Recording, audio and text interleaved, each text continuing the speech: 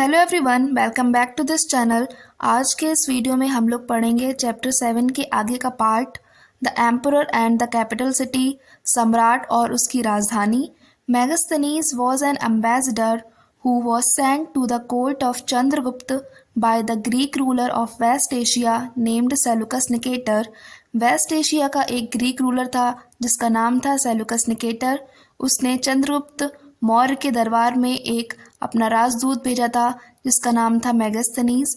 Megasthenes wrote an account about what he saw. Here is a part of his description. Megasthenes ने एक किताब लिखी थी जिसका नाम है इंडिका, और उस किताब में उसने वो सब कुछ लिखा जो भी उसने साम्राज्य में और उसकी राजधानी में देखा था। Here is a part of his description. The occasions on which the emperor appears in public are celebrated with grand royal possessions। और जिन भी अवसरों पर जो सम्राट था वो लोगों के बीच में आया करता था तो उसको काफ़ी अच्छे से सेलिब्रेट किया जाया करता था with the grand royal possession, यानी एक शाही यात्रा निकाली जाती थी। He is carried in a golden penguin.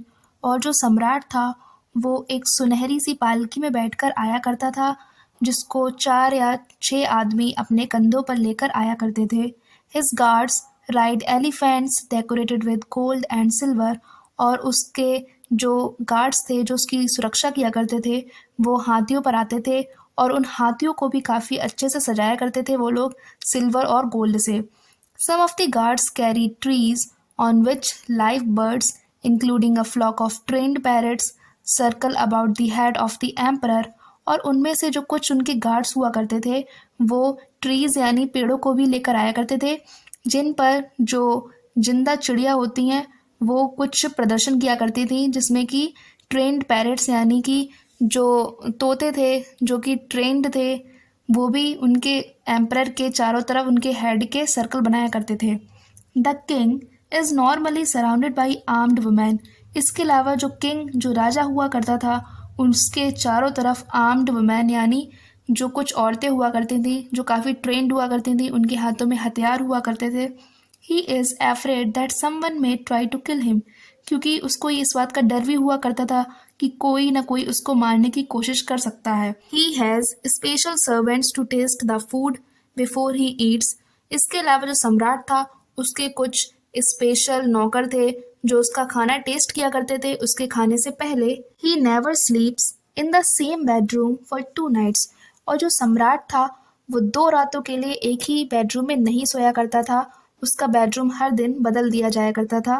And about Pataliputra modern Patna he road. इसके अलावा जो मेगास्थनी है वो पाटलिपुत्र जो उसकी राजधानी थी उसके बारे में भी कुछ लिखता है। This is a large and beautiful city. ये काफ़ी बड़ा और काफ़ी सुंदर शहर है। It is surrounded by a massive wall. और इसके चारों तरफ काफ़ी बड़ी बड़ी दीवारें बनी हुई हैं। It has 570 towers and 64 gates. इसमें 570 टावर्स हैं और 64 गेट हैं। The houses of 2 and 3 stories are built of wood and mud brick. इसके अलावा वहाँ पर जो घर हुआ करते थे वो 2 या 3 मंजिल के हुआ करते थे जिसको बनाया करते थे वो लोग लकड़ी से या फिर जो मिट्टी की ईंटें होती हैं उनसे। The Kings palace is also of wood and decorated with stone carvings.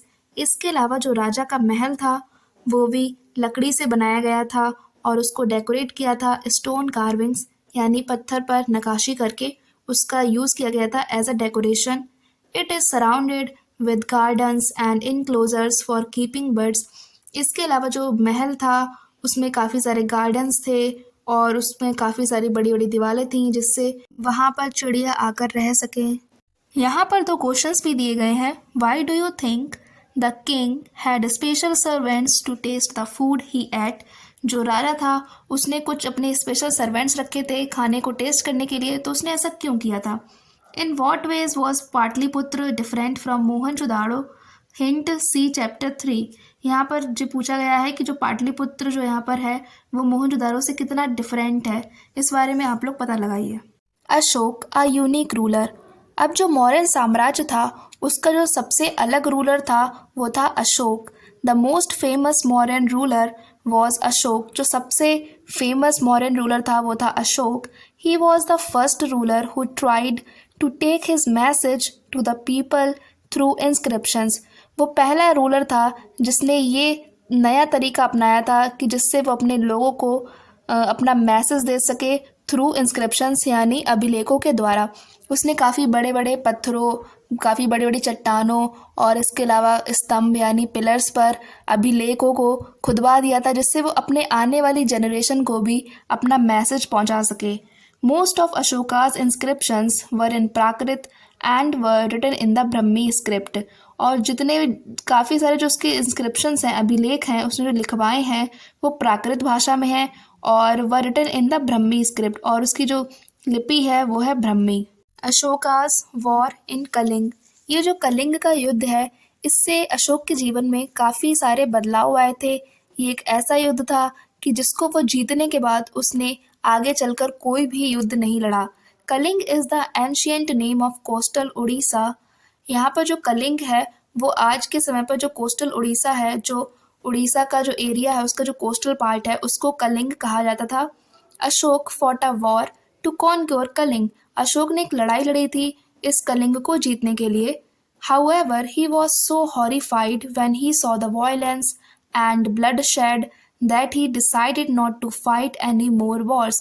उसने जब ये लड़ाई लड़ी थी तो उसने देखा एक भयानक रूप युद्ध का कि यहाँ पर कितना ज़्यादा हिंसा हो रही है और कितने सारे लोग मारे गए हैं, तो उसने ये डिसाइड किया कि आगे चलकर वो कोई भी लड़ाई नहीं लड़ेगा। He is the only king in the history of the world who gave up conquest after winning a war. ये दुनिया के इतिहास का पहला राजा था जिसने एक युद्ध जीतने के बाद युद्ध आगे लड़ना बंद कर दिए थे। Ashoka's inscription describing the Kalinga war. एक इंस्क्रिप्शन में अशोका ने कलिंग वॉर के बारे में भी कुछ बताया है। This is what Ashoka declared in one of his inscriptions. 8 years after becoming king I conquered Kalinga. मतलब 8 साल हो गए हैं उसको राजा बने हुए, उसके बाद उसने कलिंग पर आक्रमण करके उसको कॉन्क्योर कर लिया, उसको जीत लिया। About 1.5 lakh people were captured. उनमें से 1,50,000 लोगों को उसने कैप्चर करवा लिया था। And more than 1 lakh of people were killed. और 1 लाख से भी ज़्यादा लोग मारे गए थे। This filled me with sorrow why. तो उसमें बताता है कि जब उसको ये बात पता चली तो उससे वो काफ़ी दुखी हो गया था। और उसमें ये भी लिखता है कि वाई मतलब क्यों। Whenever an independent land is conquered, lakhs of people die and many are taken prisoner। जब भी कोई ऐसी जगह हो जो किसी के अंडर में ना हो और उसको कोई कब्जा करने की कोशिश करता है तब लाखों लोग मारे जाते हैं। इसके अलावा लाखों लोग तो बंदी बना लिए जाते हैं। Brahmins and monks also die. इसके अलावा जो ब्राह्मण्स होते हैं, जो पुजारी लोग होते हैं और जो मॉन्क्स यानी भिक्षुक होते हैं वो भी लोग मारे जाते हैं। People who are kind to their relatives and friends to their slaves and servants die और लूज देयर लव्ड वंस। और जो लोग अपने रिश्तेदारों के लिए, अपने दोस्तों के लिए या फिर अपने दास दासियों के लिए या फिर अपने नौकर चाकरों के लिए या फिर वो अपने खुद के लव्ड वंस, उनके जो प्रियजन होते हैं उनको वो लोग खो देते हैं। That is why I am sad and have decided to observe Dhamma and to teach others about it as well। तो इसीलिए मैं काफ़ी दुखी हूँ और मैंने ये डिसाइड किया है कि मैं धम्म को ऑब्ज़र्व करूँगा और दूसरों को भी इसके बारे में बताऊँगा। यहाँ पर जो धम्म है उसका मतलब धर्म है। धम्म यहाँ पर प्राकृत वर्ड है, इसका मतलब है धर्म। I believe that winning people over through dhamma is much better than conquering them through force.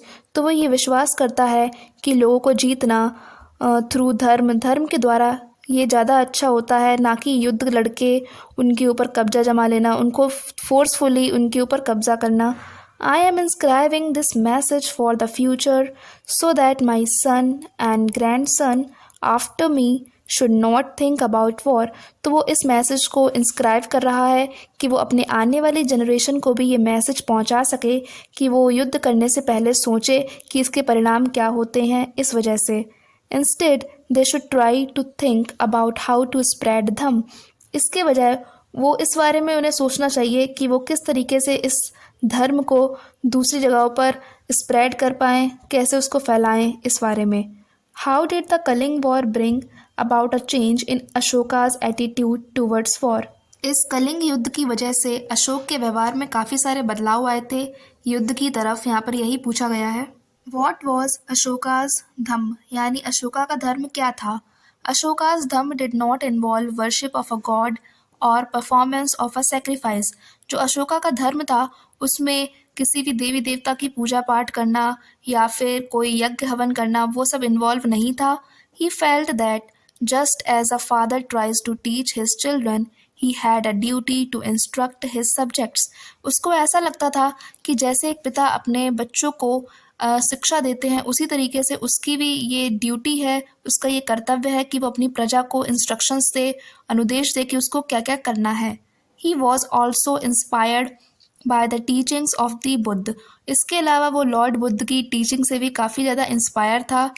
There were a number of problems that troubled him. और यहाँ पर काफ़ी सारी प्रॉब्लम्स थी जो उसको काफ़ी परेशान कर रही थी। People in the empire followed different religions and this sometimes led to conflict. जो साम्राज्य में लोग थे वो अलग अलग धर्मों को मानते थे, इस वजह से काफ़ी ज़्यादा झगड़े भी होते थे और एक दिक्कत उसके लिए बन गई थी। Animals were सेक्रीफाइड। इसके अलावा जो जानवर थे उनकी बलि चढ़ाई जाती थी। Slaves and servants were ill treated. इसके अलावा जो दास दासियाँ होते थे और जो नौकर चाकर होते थे उनके साथ काफ़ी बुरा व्यवहार हुआ करता था। Besides, there were quarrels in families and amongst neighbors।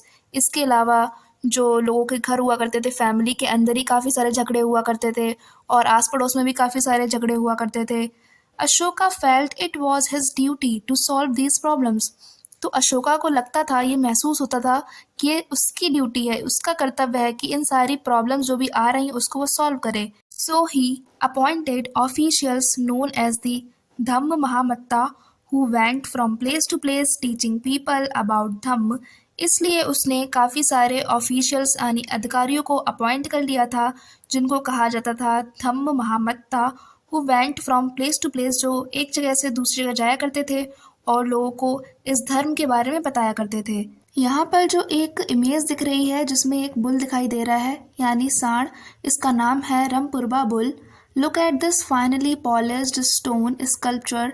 इस पत्थर की मूर्ति को देखो, कितनी अच्छी तरीके से इसको पॉलिश किया गया है।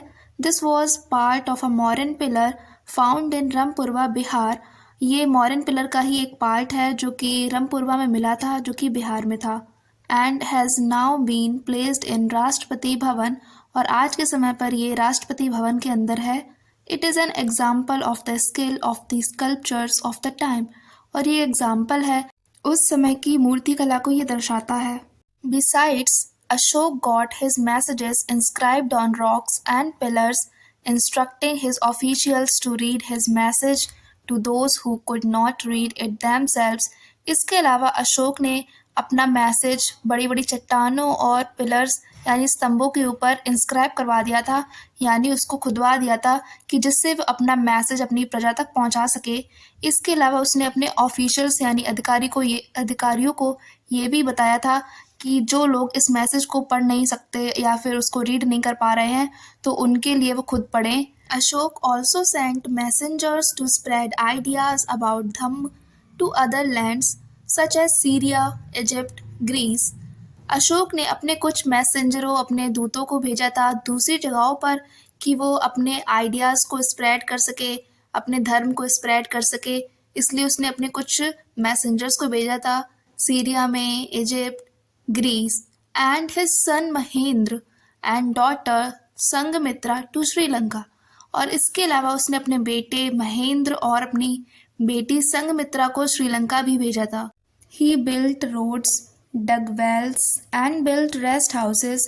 उसने सड़कें बनवाई, कुएं खुदवाए और कुछ आराम करने के लिए घर भी बनवाए।